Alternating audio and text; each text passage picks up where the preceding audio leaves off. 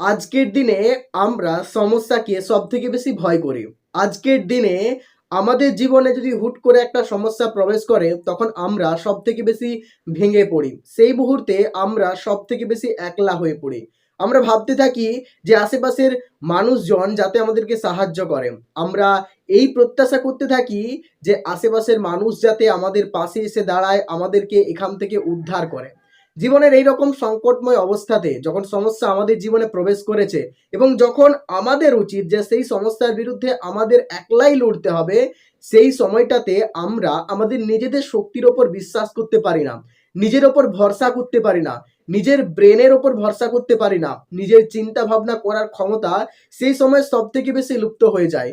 জীবনের এই রকম পরিস্থিতিতে একটা মানুষ সব থেকে অসহায় বোধ করে, আর যার জন্যই তারা বিপদ থেকে সহজে পরিত্রাণ পেতে পারে না, আর যার জন্যই তারা অপরকে প্রত্যাশা করে তাদের বিপদে যেন এসে তাদেরকে সাহায্য করে। আমাদের প্রত্যেকের মনে রাখা উচিত যে সমস্যা যখন আমাদের জীবনে প্রবেশ করছে, তখন এটাকে ভয় না পেয়ে এর সামনাসামনি দাঁড়াবার চেষ্টা করো। আমি জানি প্রথমে যখন তোমার জীবনে সমস্যা প্রবেশ করবে, তখন তুমি ভয় পাবেই, কিন্তু বারবার যখন সমস্যা তোমার জীবনে আসতে থাকবে এবং তার মুখোমুখি যখন তুমি দাঁড়াতে আরম্ভ করবে, একটা সময় পরে দেখবে এই সমস্যাগুলো তোমাকে আর অসহায় বোধ করাবে না। এই সমস্যাগুলোর মুখোমুখি যখন দাঁড়াবে, প্রথম দিকে তোমার প্রচন্ড ভয় করবে, প্রচন্ড অসহায় হয়ে পড়বে, তোমার মনে হবে যেন সমস্ত মানুষ তোমার বিপক্ষে চলে যাচ্ছে।